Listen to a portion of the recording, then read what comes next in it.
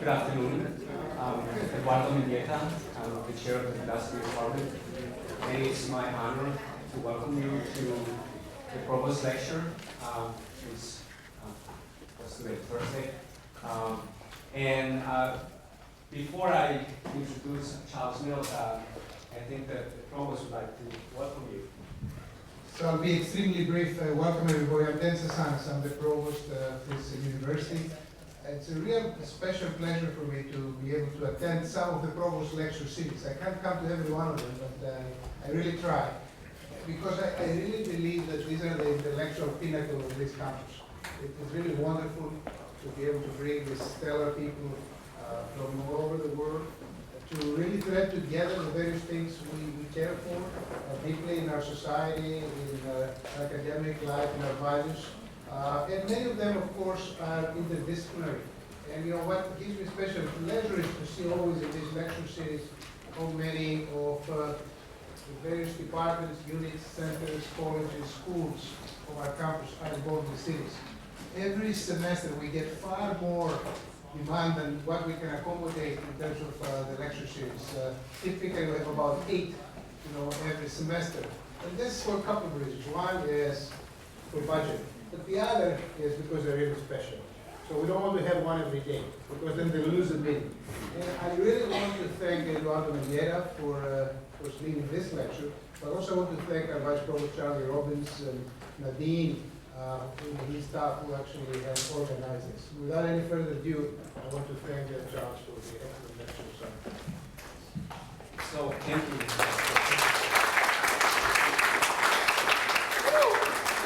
Academic here. And of course, go ahead. We're now 92 in the U.S. News. Next year will be 82. All right. Indeed, these Provost lectures are very distinguished. I have had the honor in the past of introducing people like Jürgen Habermas and Richard Rorty and many other very famous world-class philosophers. And so it is in the tradition of bringing to Stony Brook some of the most important thinkers of today, of the world, that it's really an honor for me to be able to introduce a colleague, someone who has so much reshaped the face of political philosophy. It could be argued that modern political philosophy begins with Plato's Republic. And the Republic, if you remember this text, moves theoretically between two poles, the views of Cephalos and the views of Thrasymachus. On the one hand, we have the view that to be just, that justice is merely to do what you're expected to do, and that's the pedestrian view of justice. On the other extreme, we have Thrasymachus, who says that justice is to the advantage of the powerful, that might makes right. In the middle stands Socrates. He wants to bring us from these views and ascend to the heights of moral clarity, of honoring and just citizenship. And in order to bring about this ascent to moral heights and to political justice, Plato comes up with an allegory, the allegory of the cave. And the allegory of the cave is one of the most important allegories in philosophy. I want to say that Charles Mills has brought forth his own allegory. It has given us tools to think a new political philosophy. He published The Racial Contract in 1997, and ever since then has become one of the most important works of political philosophy.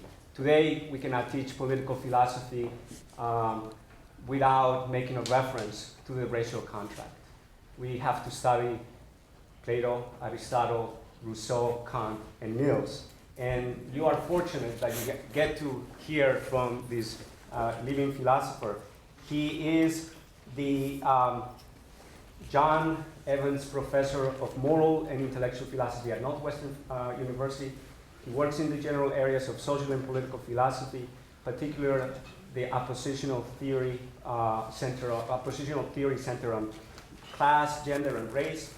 In recent years, he has been working particularly on a critique of liberalism, a critique of the most important political philosophy of our day, which is contract theory. So Charles, it's really my honor to have you and welcome you at Stony Brook. Thanks for accepting.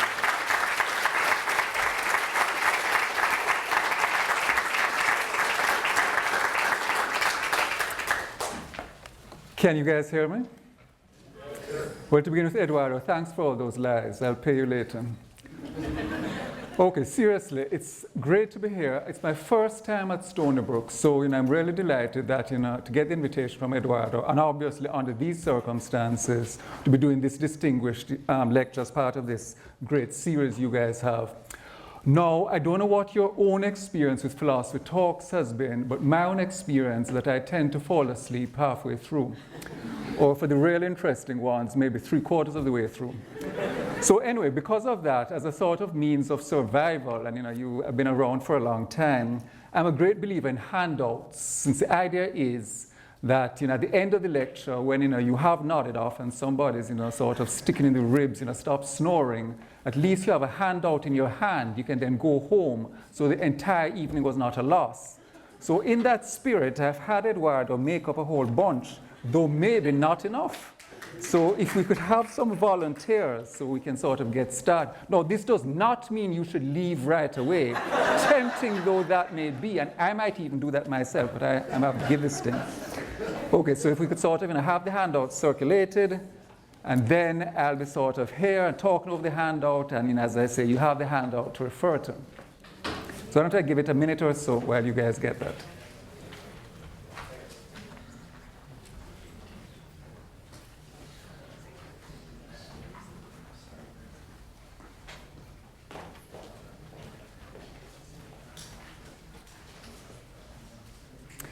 Eduardo, how many handouts were made? About 50 minutes, and then we have half an hour Q&A. No, how many handouts? Oh.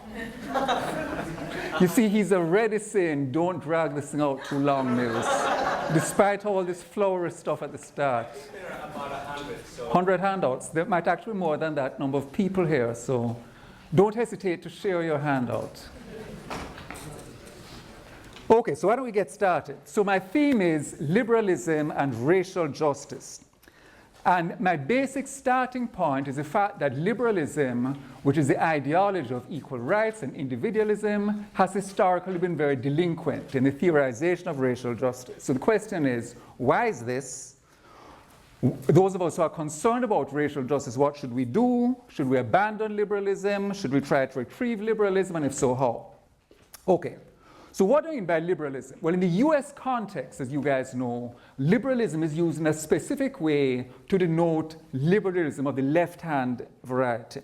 So it used to be liberalism as the left wing of the Democratic Party. These days, within everybody moving right, it's to the left of the Democratic Party. But I don't mean liberalism in that restricted sense. I mean liberalism in the all-encompassing sense, the ideology of individualism, egalitarianism, the ideology against feudalism, all that good stuff. That's basically associated with the birth of Western modernity and the key theorists in Western Europe in the 17th and 18th centuries. The ideology that basically now dominates the world. So in this broad sense, liberalism includes both the classical liberals, people like John Locke and Adam Smith, sometimes people who think they were the only legitimate liberals, though from this perspective, they're right-wing liberals. And then on the other hand, the liberalism that comes out of the social democratic movements in Europe, late 19th century, early 20th century. So big tent conception, liberalism as across the whole spectrum. Now, if you're radical, if you're progressive, if you're sort of snarky about liberalism, and in fact that nobody as progressive as you are, radicals tend to be contemptuous of liberalism. He's just a liberal, he's a liberal, what do you expect? And they basically tend to see liberalism as part of the problem rather than the solution. And part of what I've been trying to do in recent years, to the dismay of many of my former friends and colleagues who now cross the street when they see me coming, is basically to say we need to retrieve liberalism rather than abandoning liberalism. And the starting point is to recognize liberalisms, plural, rather than liberalism, singular. So, for example, think of some distinctions. There's Lockean liberalism versus Kantian liberalism. There's the liberalism of the social contract versus the liberalism associated with utilitarian tradition. There's left-wing and right-wing liberalism, as we just said. There's John Rawls' distinction of comprehensive and political liberalism. Those are familiar distinctions. Now, I want to suggest to you that we can make other kinds of distinctions which might be less familiar, but are going to be crucial to my argument. So there's actual historical varieties of liberalism versus retroactively sanitized liberalism. Now, the liberalism that you sort of read about in philosophy books, which is basically a sort of scrubbed down and sanitized version of the actual liberalism. There's liberalism associated with ideal theory, again, John Rawls' conception, versus liberalism associated with non-ideal theory. There's patriarchal varieties of liberalism versus feminist varieties. There's racial liberalism versus non-racial. So I'm suggesting that there's some additional distinctions we can draw which are not necessarily that familiar to us. And these are going to provide us a kind of entry point to start talking about these questions of how we can retrieve liberal theory. Okay, so how should we analyze liberalism? I suggest there are 5 components at least. First, there's a set of value commitments. Liberalism is committed to the moral equality, freedom, self-realization of individuals, all that good stuff. Then there's a certain social ontology, by which I mean, how do we think of the basic existence of the social order from a liberal framework? And liberalism is historically associated with atomic individualism. The idea is that you have a bunch of individuals, the wilderness, they get together, lo and behold, there's a contract, there's society. But I'm going to suggest that's sort of characteristic of one variety of liberalism, but it's not necessarily characteristic of liberalism as such. A conceptual cartography of the socio-political. What do I mean by that? Well, think of the feminist critique. The feminist critique, second wave feminism, was that, look, liberalism tends to divide society into the private and public realm, and the idea is issues of gender, issues of sexuality, marriage, all that stuff, that's in the private realm. So that it then means that as a woman, you want to talk about gender justice, you're disadvantaged because the idea is the family is ideal, the family is sort of beyond justice. So they're giving you a certain map of the socio-political, and part of what second wave feminists say that we have to redraw that map. And my claim would be that you can sort of run a similar argument in terms of race. A theory of history, or if not a theory, an account. So historical liberalism is associated with a kind of Whig progressivism. Things are getting better and brighter in every way. Reason and morality is going to triumph in a sort of, wonderful best world of all worlds. And again, I'm saying we should only see this as very weakly attached to liberalism, because even if you believe that reason and morality should prevail, obviously there's a big jump from that belief to saying that, as a matter of fact, reason and morality does prevail. And not to be too prejudicial, but just sort of look around you, look at the campaign, look at what's happening. Clearly, reason and morality have not been prevailing lately. And finally, a particular schedule of rights, protections, and freedom. So if somebody says, what are liberal rights? You're able to sort of rattle them off. Freedom of association, freedom of religion, freedom of expression, etc., etc. And the question might then be if some of the others in A, B, C, and D are changed, might it then imply that what we count as the schedule of traditional rights and freedoms under liberalism might have to change also? So here's my radical suggestion, by virtue of which I'm trying to show, hey, I'm a radical too.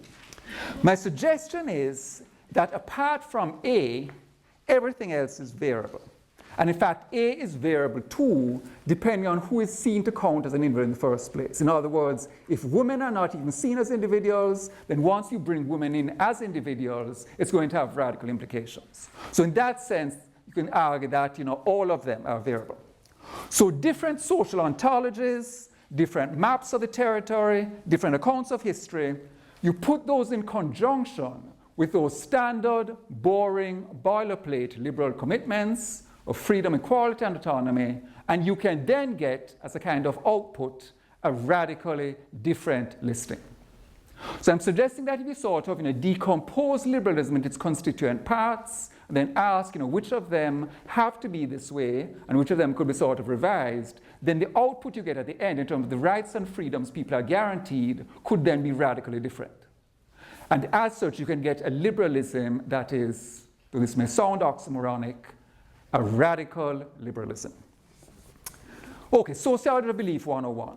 I hope there's some sociologists here. They can sort of, this is 101. Does anybody need to say this? In philosophy, you do. In part because in philosophy, the idea is you're abstracting away from the empirical. It's that Platonic tradition. You're there up there with the forms. The other guys, they're not up there with you, but they're trying to climb the form ladder. You're sort of kicking them down. This guy's not worthy to be up there with the forms. So there's a kind of contempt for the body, contempt for embodiment and embeddedness. And this is a sort of tradition that philosophy has had to overcome. And it still hasn't, basically. In feminist theory, in certain brands of continental theory, Maurice Merleau-Ponty and so forth, in Marxism, a different kind of way, there is much more emphasis on embeddedness and the body and so forth. But philosophers, this is a stretch. There's this idea of one concept gives rise to another concept, gives rise to another concept. It's a kind of intellectual parthenogenesis. It never touches ground. There's never any sort of intercourse. There's no funk in philosophy. As Cornell University would say, where's the funk? Where's the funk? You need black people sort of bringing the funk into this white stuff. Otherwise, it's just these sort of abstract white concepts, and there's no real copulation. Just sort of one gives rise to the other. Okay, sociologists know it's not like that. Sociologists know you have to look at people in their material embeddedness and embodiment in their particular time periods. Okay, so who have been the sort of heavy-duty liberal thinkers of the past few hundred years? Well, not to pick on anybody present, it's basically middle to upper class white guys, okay? No middle to upper class white guys here should sort of feel attacked. I'm just pointing out a sociological point. It's not going to be many working class folks. It's not the case that John Locke has a lot of working class scholars that he's trying to sort of, come on, bring along, fella, you come here and so forth. It's not the case that there are many women who are allowed in, and people of color, where are they? They're slaves, they're colonized people, they're Native Americans on reservations, not much input from them. So this sociology is pretty uncontroversial. It's middle to upper class white guys for the most part.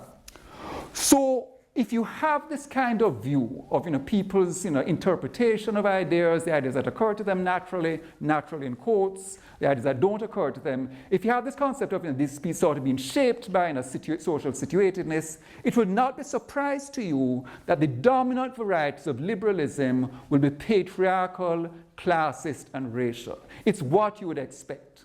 Now, those, if you're shocked, as famous as in Casablanca, then obviously there's something weird going on. Okay, so you need to look at the exclusions of actual historical liberalism, which is why I say you need to distinguish sanitized liberalism, sort of in a kindergarten version. You tell students, guys, if this is what you've been told, believe me, it's a scam. Sort of the version that you tell students from the actual liberalism. And here, let me recommend a book, rather than sort of crassly pushing my own books, which are here at all better bookstores, and in fact on Amazon, you don't even have to say better bookstores these days. But no, I meant to say, let me recommend a book by an Italian philosopher, just translated last year, Domenico Losordo, Liberalism, A Counter History. So if you want the goods on liberalism, if you want to know, who was sleeping with whom, and who was excluding whom, and who was killing whom, and so on, it's all there in this wonderful book.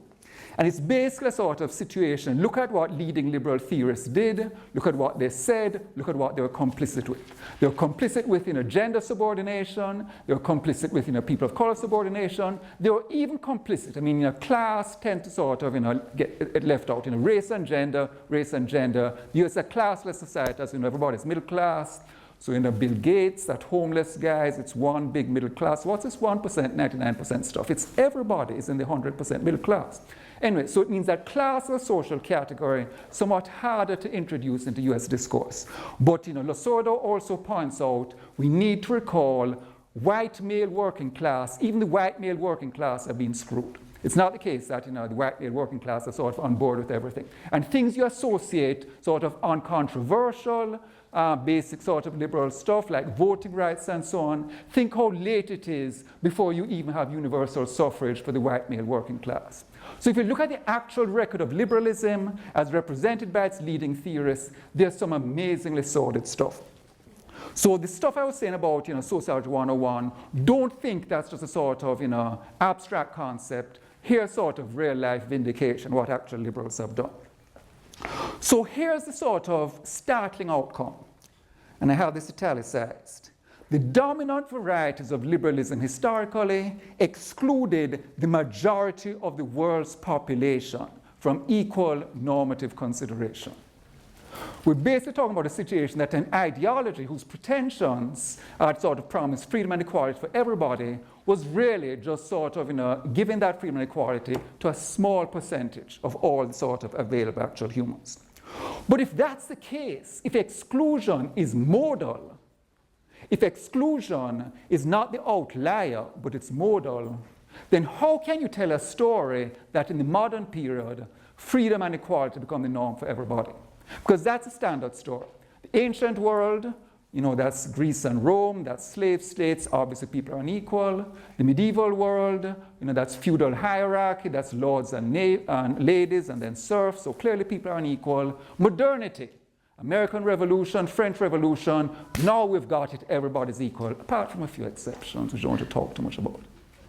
This narrative is wrong. The reality is that for the period we think of as the modern period, the period we're still in now, these exclusions continue to affect the majority of the population.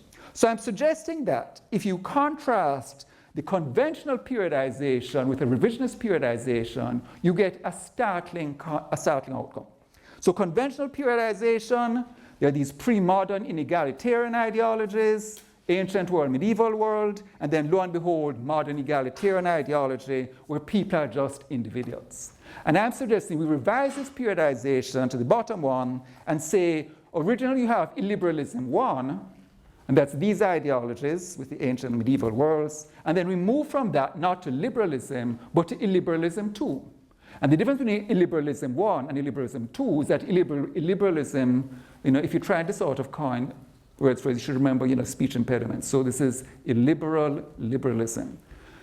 You get illiberalism, which represents itself as liberalism. So rather than hierarchy of the class kind, the ancient medieval world, you now have continuing gender hierarchy, and you now have a new kind of hierarchy, racial hierarchy.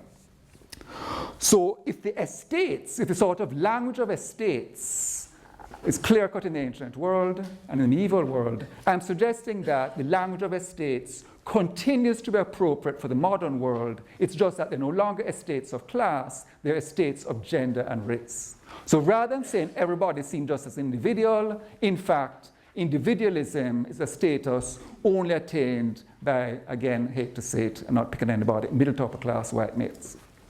Okay, so what does this then mean? Well, here's my argument.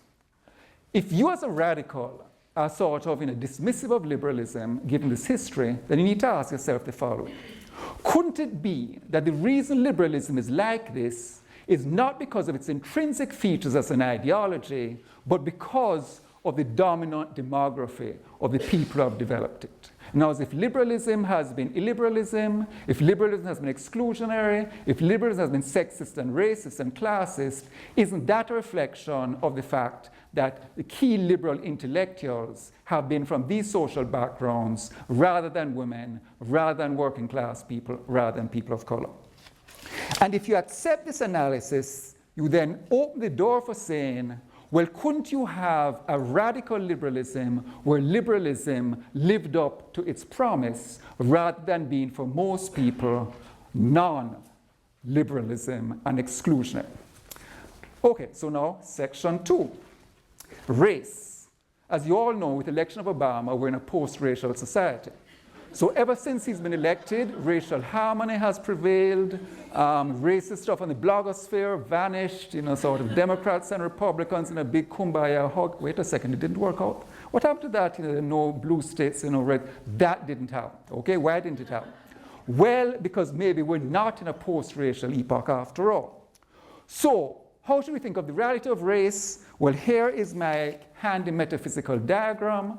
If you don't mention metaphysics in a philosophy talk, to all philosophy talks, somebody from the APA goes around in secret and they take notes. Mills did not mention, he must be drummed out at the next board meeting. So here's my sort of attempt to keep myself in the fraternity. Okay, so the metaphysics of race.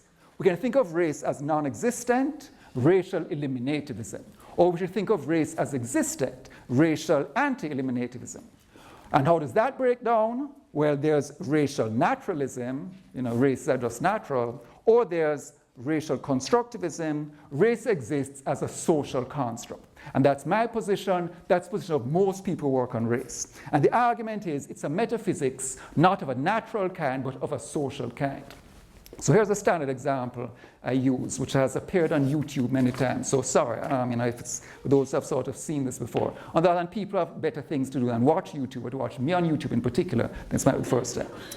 Okay, so here am I before you, Charles Mills, black guy doing philosophy, okay?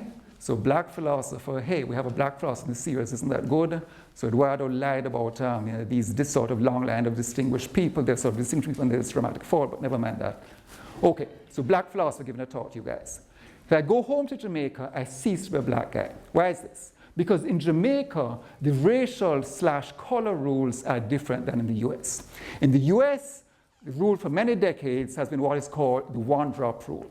The one-drop rule is not a sort of testimony to the fact that black people are so respected. It's really a testimony to the fact that black blood, quote unquote, was originally seen as a stigma. So the idea is that you're a pure white guy, you sort of wake up in the morning, you sort of feel your purity boiling over all the time. And this black blood is like a contaminant. It's like when you go to the supermarket and you're going to buy Drano, it's those sort of thick rubber containers because of the fact that you don't want the stuff getting on you. So black blood was seen like one drop, oh my God, the whole gene pool contaminated immediately. So the US, blackness defined by the one-drop rule. I come to the US, hey, I'm a black guy. Go home to Jamaica, black. Charles, what's all this black stuff? You're a brown man. You're the son of Mr. and Mrs. Mills. Everybody, what is it? You spend too much time with the Yankees. You need to sort of stay home for a longer period. So I go home to Jamaica and all this black stuff immediately sort of, what's wrong with that guy, Charles Mills? Charles, maybe you better go back to the US because you're clearly sort of out of sync with what's happening here.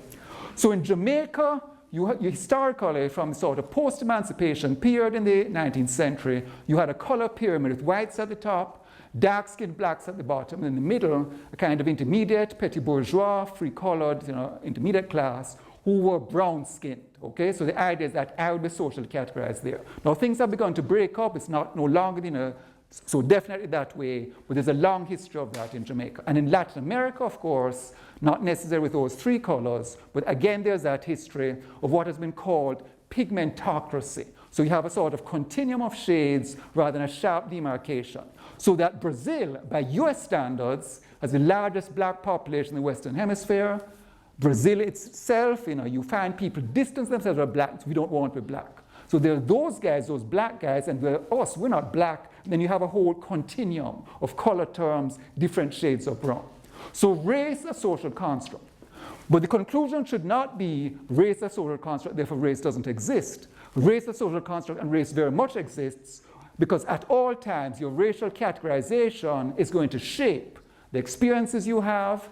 It is going to shape the sort of effective enjoyment of rights, your opportunities, sort of social blockages in your way. Race is going to affect all that stuff. And as in that respect, race is very real. Okay, so it's real metaphysically, but as a social construct. Now, liberalism and race historically.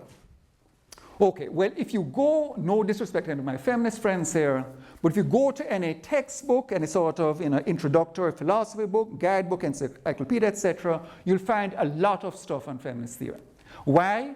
In part, it's because women, largely white women, make up more than 20% of the profession, maybe 21, 22%. People of color, different story, alas.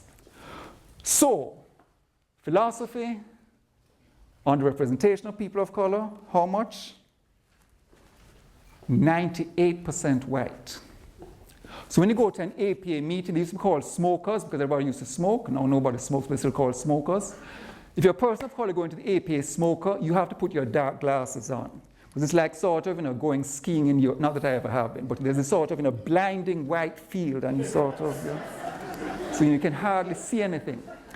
And what it means, this 98% stuff is that if there's a conference of philosophers of color, the conference of African American philosophers, people have to travel in separate planes. Because if there are 10 people in a plane, that plane goes down, that's 10% of the black philosophical population wiped out then and there. Over 10,000 professional philosophers in the US about 120 African American philosophers. So it means that on these narrow shoulders, the responsibility rests of maintaining that 1%. So when I go back home after this conference, sort of careful as I step on the plane, as I sort of, board up, because otherwise 1%, oh my God, we've lost another 1%. So very white profession, sort of in a dazzling way. The comparison I used to use is that mainstream philosophy is something like Antarctica.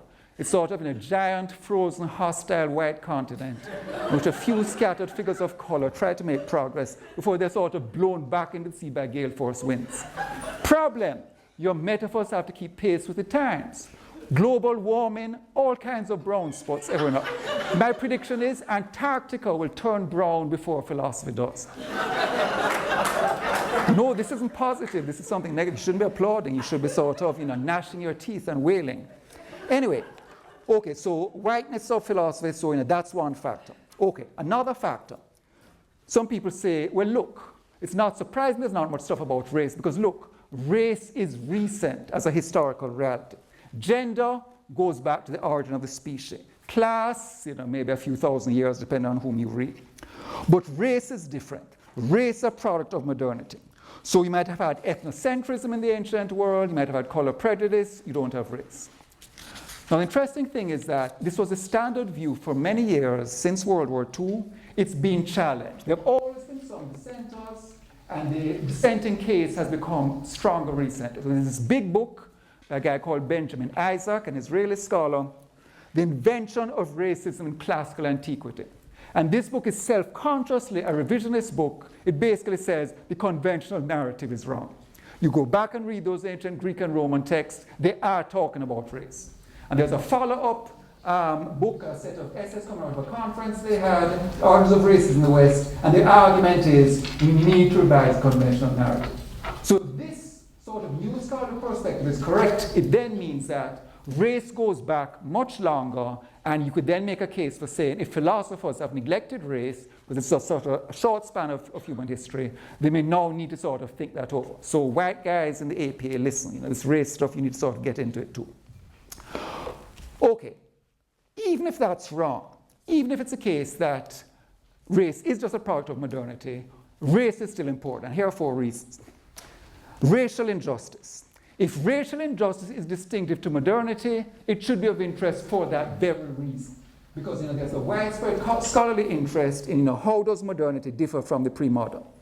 2, racial injustice has involved great atrocities, slavery, genocide, indigenous expropriation, at precisely the time when human moral equality was supposed to be sort of broadly established, as shown by the famous declarations, US, France, and so forth.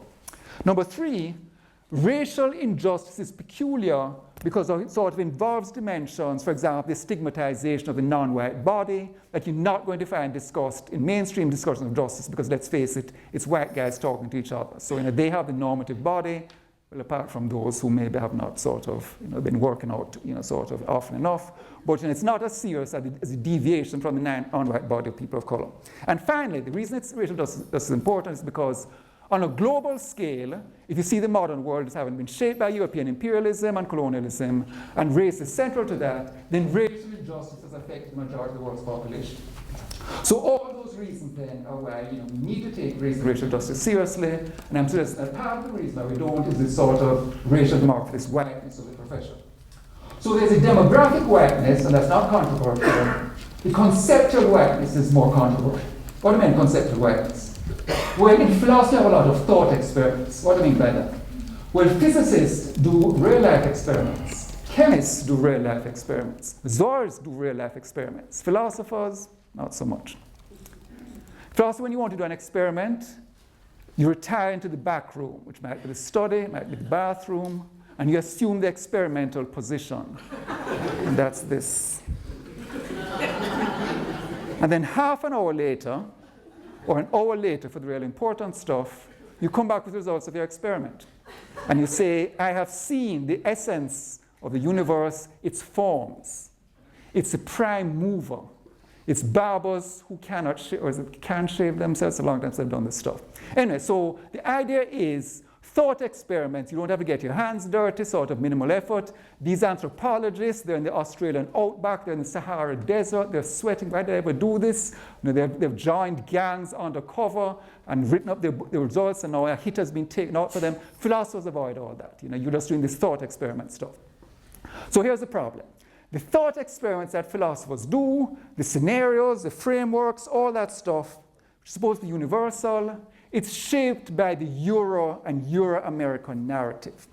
And in political philosophy in particular, what it means is that the distinctive experience of people of color in modernity, which is colonialism, expropriation, genocide, slavery, that does not form part of the typical scenario. So you really presuppose in the European and Euro-American experience. And in the case of liberalism in particular, what this means is that you're getting a sanitized history. And the fact that most of the leading liberal theorists were complicit with colonialism, complicit with white supremacy, this fact is hardly ever discussed. So here's a list of big names. John Locke, David Hume, Immanuel Kant, John Stuart Mill, George Hegel, all these guys had racist views that arguably shaped how their principles applied across the color line. So self-ownership, civilization, autonomy, full personhood, all that good stuff, they're seen basically as influenced by race.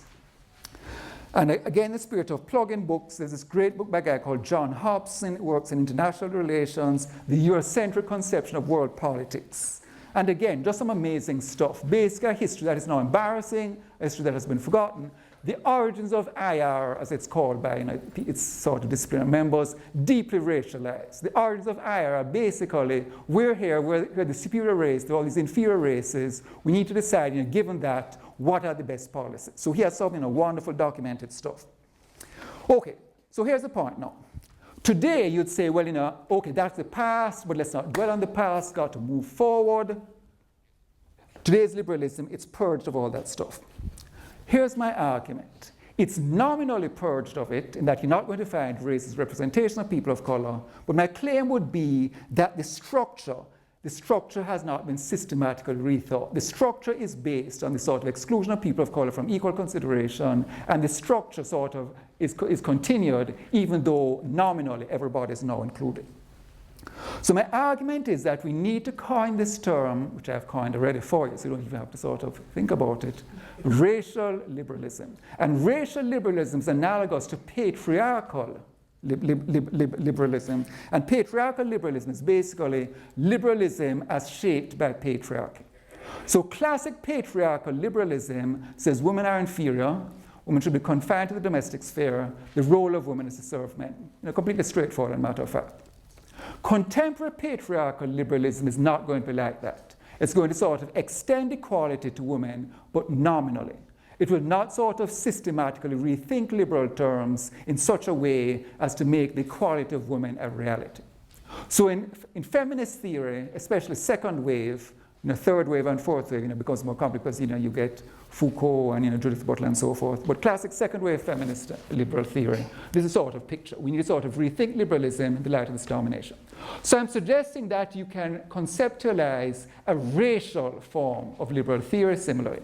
So originally it's overtly racist, and it's no longer overtly racist, but it still takes a sort of white perspective as hegemonic. So racial liberalism, I suggest, is sort of the overtly racist kind, which is largely past, and the contemporary kind, which does not seem to be racial, but is still influenced by race. Okay, what's some evidence that contemporary liberalism is racialized?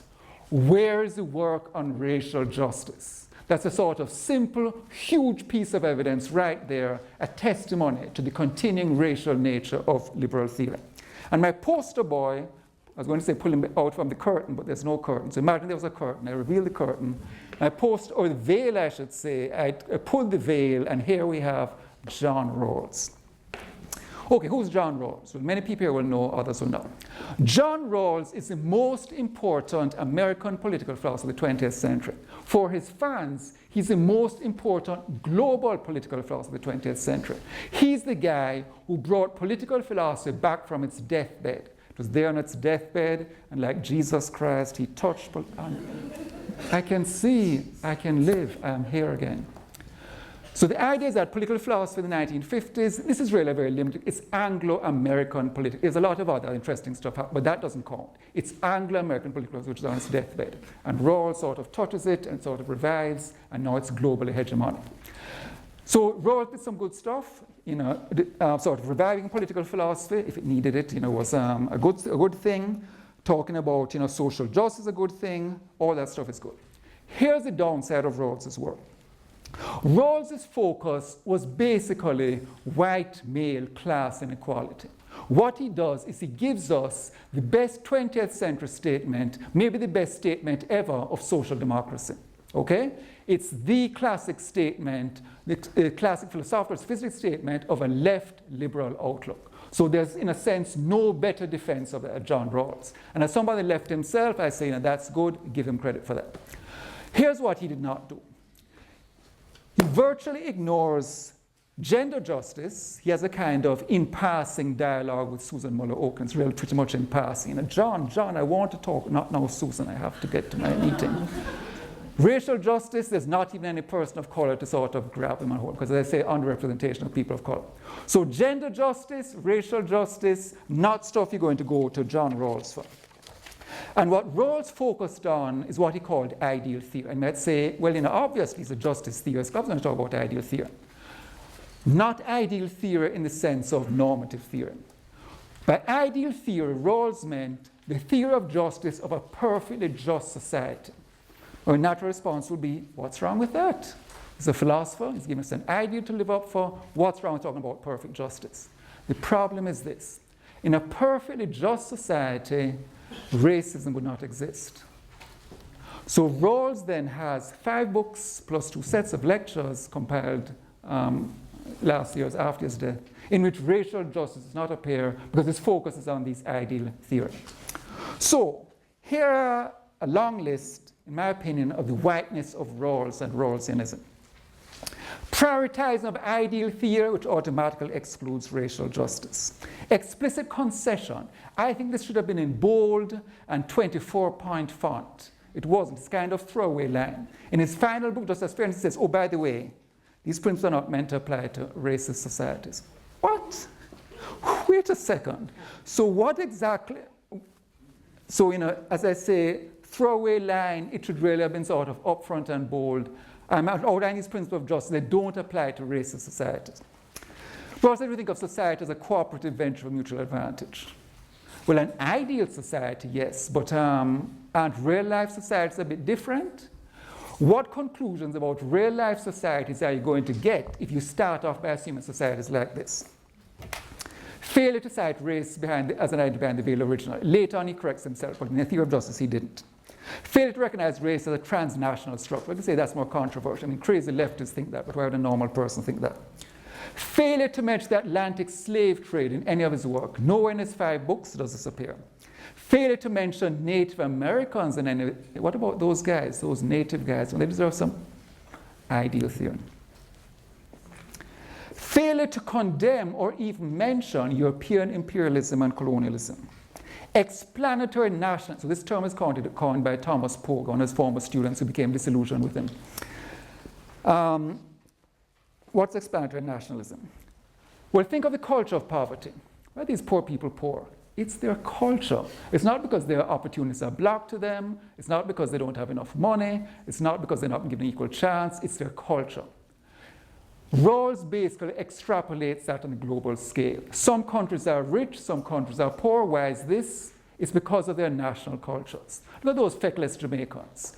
You grow up hundreds of years, people smoking ganja on the beach. Well, I mean, that's true, but you don't, okay, no, forget I said that. I might have a representative from the Jamaican embassy here as well. Okay, so these feckless Jamaicans, it's not because of, Jamaica was a British colony, it was a slave colony, it was, and followed by emancipation, which didn't give reparations. It's not that stuff. It's the culture of these Jamaicans. So it's basically a culture of poverty on a global scale. Some nations rich, some nations poor, just look at their culture.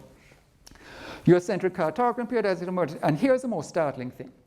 Remember, this is a guy who's basically canonized as the most important American political philosopher of the 20th century. He's the guy who brings the discourse of social justice back to life. Now, he's in a society in which, let's face it, there's been some racism. Might not want to say a huge, but there's been some. There was that slavery thing, there was that Jim Crow thing, there was affirmative action, those two words appear nowhere in the 2,000 pages of the 5 books of John Rawls. I don't even mean that there's no discussion. You could say he mentioned it, but he didn't discuss it. They don't even appear. And I checked because I sort of spent an entire morning so I could sort of say that with a clear conscience that I had actually checked. So that's kind of startling. This is the most important post-war measure of racial justice in the United States. It appears nowhere in the work of the guy who's seen as the most important theorist of justice of the 20th century. Okay, so given all that negative stuff, can we retrieve liberalism? And obviously the answer will be no, of course not. So you'll then be sort of dismayed and astonished to hear that I'm going to say yes. And this you'll see is why people now cross the street when they see me coming. So the fact that I say all this negative stuff and I make this case, and then I say, wait, it can be done. So bear with me. I suggest that we understand this in terms not of liberalism as such, but in terms of racial liberalism. So there's a racialized social ontology, that's B. There's a Eurocentric cartography, that's C. There's a Euro-triumphalism, that's D. And you get a color-coded scale of rights, protections, and freedom, that's E. So people of color are denied equal recognition, equal individuality. So Rawls would sort of reject sort of racist restrictions on his principle, but I'm saying in effect, because of the way it's structured, you're then going to get a situation where the legacy of racial injustice is not at risk. But it doesn't have to be that way. Why? Because I suggest if you separate A, which is the good stuff, the normative core, rights equals freedoms, from B, C, D, and E, you can then ask yourself what would happen if B, C, and D were rewritten to sort of take account of non-racist ontology and all sort of different groups, mappings of society and the politics that sort of track racial subordination, the actual history of these groups, so then becomes important rather than something we sort of need to stay away from. Couldn't you then get a different schedule of rights, protections, and freedoms? And you then get a racially conscious liberalism, which paradoxically would then be non-racial. So taking race into account, that makes it non-racial, because you know sort of generally including everybody, whereas ignoring and marginalizing race, that's what makes it racial. Can it be realized? Well, my claim is that it can. Okay, so here, Theory of Justice in the original version, 600 pages. You wonder to yourself, do I have to go home and read this book to understand what that guy was talking about? No, you don't. Just cut this out and put it on your refrigerator door or your bathroom door, the place where you do your heavy thinking. I don't know whether it's before the fridge or in sort of sitting on the john. And this diagram will sort of explain it all. Okay, so the top diagram, that's what Rawls says we do. We're trying to come up with principles of justice. We're not sort of arguing morally. His innovation is when you come up with principles of justice by combining self-interest with a sort of strategic blindness.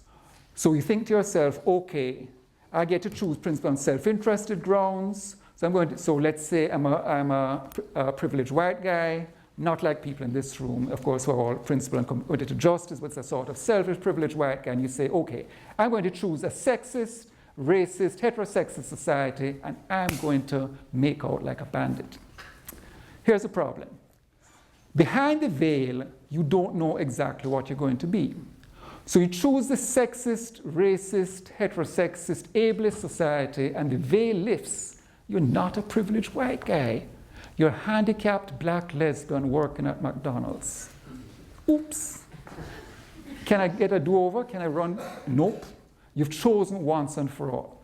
So give credit to Rawls for his innovation. The idea is you're combining self-interest with sort of a strategic ignorance to get the equivalent of a moral choice. So give the guy credit for this innovation. It's sort of a very interesting development in political philosophy. But as I say, it's limited because of the fact that he's focused on this perfect just society. But all that stuff about sexual orientation, race, I stuck that in. That's not in Rawls himself. Okay, here's what I'm suggesting we do. People who go that way, such as my friend Tommy Shelby, black philosopher at Harvard, sort of prominent black Rawlsian, Thomas says that's the way to go. You get those principles of justice and you apply them to race. I'm saying, Tommy, no, that's wrong. Okay, brief plug, or maybe non-brief plug. How much time do I have left? Okay, there's going to be a new journal in philosophy. So Penn State is trying to make itself the race place. And as part of this process, there's going to be a new journal based in Penn State called Critical Philosophy of Race. So I was asked to contribute to the inaugural issue coming out early next year. So my contribution is Retrieving Rawls for Racial Justice, ? A critique of Thomas Shelby. So I said my friend Thomas Shelby, I hope we'll still be friends after, but I'm sure we will, because philosophers critique each other, don't take things hard. Okay, so I'm basically saying the way Tom has done things, that's not going to work. My suggestion is this: let's run a different thought experiment. So on the left-hand side, you have Rawls' thought experiment on the ideal theorem. And you're trying to come up with principles of ideal distributive justice to basically construct an ideal basic structure. And I'm saying we need to focus on non-ideal theory. So non-ideal theory is when you focus on an unjust society, you want principles to address injustice. So I'm going to say what we're looking for are principles of ideal rectificator racial justice to dismantle a racialized basic structure. So how does this work? Okay, self-knowledge still blocked behind the veil, so you don't know what you're going to be. But rather than having the option of choosing an ideal society, you're going to be limited to a set of real-life societies, all of which have as their ancestor white supremacy. So you don't have the option of choosing a non-white supremacist state because you're not in the realm of ideal theory. So the question you need to ask yourself is this: the veil lifts, and I turn out to be a black guy on the south side of Chicago. The veil lifts, and I turn out to be a Mexican American in depressed circumstances somewhere in the Southwest. The veil lifts, and I turn out to be a Native American on a reservation. So the idea is you envisage these scenarios and you ask yourself, what principles of corrective justice would I want to put in place to basically modify public policy so that as far as possible, I'm not screwed, to put it in elegant philosophical language. So this sort of, use the famous line, this concentrates your mind wonderfully. Because the idea is you don't have the option of a perfect society. You're dealing with a non-ideal society. How best can you rectify the injustices that are going to sort of come to you as a person of color in such a society? So the idea would then be that you're asking yourself, how would you alter the legal and political system, the structure of economic opportunities, cultural patterns, sort of bodily ideal, all that stuff, for a society based on the racial contract. So you understand the real reason to sort of do this is to sell more books. No, that's not true. It's because of my commitment to freedom and justice in the American way. Okay, so the idea then is you sort of asking yourself, what principles do I need to put in place if the veil lifts in a person of color? So, modification of Rawls. So you might then think, well, it's a home run. Wrong. Presentations in the past, here's the obvious problem with your argument, which I've now incorporated into this sort of new expanded handout. Look, Charles, says John Rawls, familiarly to me. This is just made up. I never had a conversation with Rawls. Look, Charles, you've been unfair to me. I have mapped out an ideal theory. It's true I don't talk about race. Nonetheless, this constitutes a normative target. It's like this sort of shining society, the city on the hill, and you can get there. So the idea is to say that I don't talk about race is unfair because that's not a sort of defect in the theory, that's just something I didn't develop, but for people like you to develop. And this innovation you're trying to introduce is completely unnecessary. Because what we want to do is sort of get to that shining city on the hill, and you can then say, well, we're not there, we're sort of distant from there, but that can then serve as a model for us. And my claim is that this response, which has been raised to me by a number of people, is problematic. And I suggest it rests on a crucial ambiguity. Ideal, in one sense, a society with no history of racial injustice. Ideal, in sense number two, a history of racial injustice that has been corrected for. And my claim is that as I read Rawls, he's talking about one rather than two. And where race is involved, my claim would be one cannot constitute a target for us. It cannot constitute a target for us because it basically means you're talking about a timeline which is now metaphysically distant. So there's this whole field of subfield within science fiction, alternative world science fiction. Favorite example, Hitler wins World War II. There's lots of fascinating books, the Third Reich is in fact triumphant. What would that be like? There's the South wins the Civil War. There's one like that. There's a whole bunch of them. Basically, we live in a world where the timeline is such that race has been introduced into the world. We cannot go back now to that sort of pre-racial world. It no longer exists. And the problem then is, I claim that Rawls' ideal thought cannot provide a target for us, because it's a metaphysical remote world. So what do I mean by metaphysical remote? Okay, so contrast two societies, S1 and S2. S1 is the ideal. S2, there's been an unjust attempt to rectify it. That's a rectificator ideal. Now, does S2 equal S1? Well, it depends how far apart they are. So imagine this horizontal line. That's a scale of metaphysical and moral divergence. So the further you move on the line, the more divergence there is. So the far left, there's no divergence, then sort of more divergence to the right. So number one, your briefcase is stolen. So on the way here, this invaluable object was stolen by one of your students, but another student saw this person, tackled him, and returned it to me. So there's a sort of moment, oh my God, my comics collection is gone. But no, apart from that, it was restored to me. So the only difference between the world where the briefcase was not stolen, and what, by the way, you understand I'm making this up. I know that no Stony Brook student would steal my valuable comics collection, because everybody is studying hard and has no time on frivolities like comics. Just an example. So there's a world where it's not stolen, the world where it is stolen and returned. There's not much difference apart from that brief moment of panic when I thought, my retirement fund and these valuable comics gone forever. That's all the difference. Move a bit further to the right. Your leg is lost in an industrial accident. It was the firm's fault.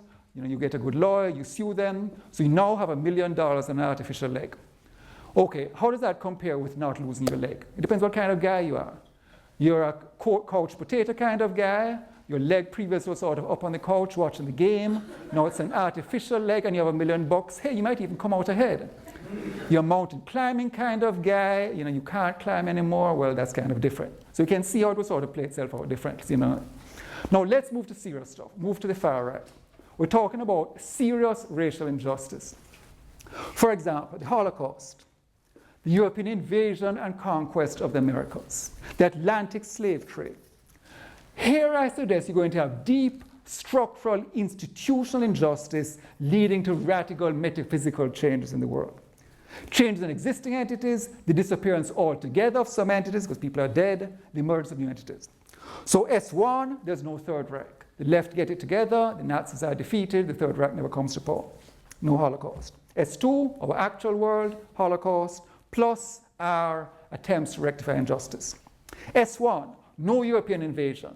Those pesky Spanish and Portuguese, they stay home. Native Americans, they develop their own thing, you don't have to worry about that. S2, real life world, invasion, expropriation, genocide, plus R. What's R? Oh yes, casinos. S2, actually it's no laughing matter, but there's sort of dark humor. Okay, S1, no Atlantic slave trade. S2, New World slavery, Jim Crow, and R. What's R again? Wait a second, we haven't gotten R yet. Obama's second term. As your black president, I didn't mention this before, I was hoping nobody would notice, but as your black president, I've now decided, since it's my second term, I'm going to sort of give reparations. Okay, so here's the point. In these cases, obviously, it is meaningless or insulting to talk about the restoration of the original situation. The metaphysical distance between the two is just too great. You can build as many Holocaust memorial museums as you like. You can have as many apologies as you like. It's not going to be an equivalent to a world where the Holocaust did not take place. Native Americans, give them a casino in every town. It's not the same as sort of having their own land. Black people, what do you give black people? There's that famous skit, what is it, Chappelle? You give them 20,000 each to run out to buy, sort of cheap goods and so forth. It's still not quite as good. So the point is then that our target cannot be S1 because it's an unattainable world. Our target has to be S2. So we need to know about racial domination behind the veil, and my claim would be a Rawlsian ideal society is simply not within this sort of intellectual framework. We cannot get there. That's a world where the racial injustice did not take place. So that's my reply to those critics from the Rawlsian corner. Conclusion, a word you've been sort of waiting eagerly to hear for some time. What might general principles of racial justice look like? Well, here's my answer. So on the left-hand side, those are Rawls' own principles. So there's the equal liberties principle, and that regulates one's equal citizenship. Then there's the fair opportunity plus difference principles, and that regulates material primary social goods. And then Rawls says in an ideal society where those principles operate, people would have self-respect. Because though some would be richer than others, be seen as an equal citizen, and the difference principle means that inequalities are only permitted if they raise your state, so self-respect sort of falls out of the other two. Okay, I'm suggesting that we use the areas Rawls is talking about and say, what would principles look like we're trying to correct for a non-ideal world of racial injustice? Well, PR1, I suggest, wants equal citizenship and racially unequal citizenship status. PD2, material primary social goods, and racial exploitation. And number 3, I claim, in non-ideal theory, you can't just sort of hope self-respect falls out of stuff, because a racist world is predicated precisely on the disrespect of people for their race. So you need that as a sort of active and substantive principle of justice and racial disrespect. So under 1, people of color as non-citizens, second-class citizens without equal political input. Number 2, racial exploitation. What does that mean? History of systemic white advantage that tends to reproduce itself even in the absence of explicit racism. So, for example, you have segregation, you have a wealth gap, you have schools being funded by property taxes. These areas, there's less money, schools are inferior, the kids who graduate from them can't compete equally. You get the perpetuation of racial inequality, even if there's not racist discrimination, and there still is racist discrimination. And then 3, racial disrespect. Well, as I said, the ontological stigmatization of the group as inferior. So here's the argument, the radical conclusion. Because of the peculiar history of race, rectificatory measures may require the appeal to principles that seem inconsistent with liberalism, but which are at least arguably consistent with liberal values as informed by B, C, and D. So that was the point of analyzing liberalism and its components at the start. That if you sort of take apart those components and envisage a liberalism sensitized to race rather than sort of indifferent to race, you can then get a result which seems anti-liberal, but my claim is it only seems anti-liberal because our horizon is dominated by hegemonic varieties of liberalism which have not taken race seriously. So, for example, as you know, and racial unequal citizenship, for those of you who are old enough, you remember the attempt is too strong. You remember the sort of raising of Lanny Guinier as a possibility for Attorney General, and then Clinton basically running for cover once the right discovered her writings, and she was basically saying in a liberal democracy where there's a permanent majority of white people, you need other measures than a sort of straight vote to sort of attain equality. For example, supermajority voting, cumulative voting, or whatever. No, that's anti-democratic. We can't have that, fire in your ass, Don't call me Lanny, and I won't be calling you either. And racial exploitation, well, I don't have to go into details on that, because as you know, there's been the revival of the reparations movement since 2000, the debt and all those arguments that there's a sort of disadvantage going to reproduce itself unless there's sort of this transfer of wealth. And finally, and racial disrespect. Well, basically you're going to need a retelling of national narratives, which of course, you've had the sort of battles in the school, in the curriculum for some time, bringing in the stories of Native Americans, Mexican Americans, Asian Americans, blacks, and so forth. But more controversially, maybe even constraints on freedom of expression. So my claim would be you put this all together and you'd end racial injustice, and then I would also argue, though this is more controversial, this would lead to the elimination of races. Now, if you think of race as brought into existence by this discriminatory public policy, in a world without systemic racial injustice, my claim is that races themselves would disappear. You still have ethnic groups, not that everybody would become the same, but races as social entities would no longer exist. So my argument would be that you can, in fact, use liberal theory to deal with racial justice and racial injustice, but it's then going to require a much more thorough rethinking of liberal principles and a sort of recognition of the historic shaping of liberalism by race, which so far most political philosophers have not done. So that's a project. Thank you.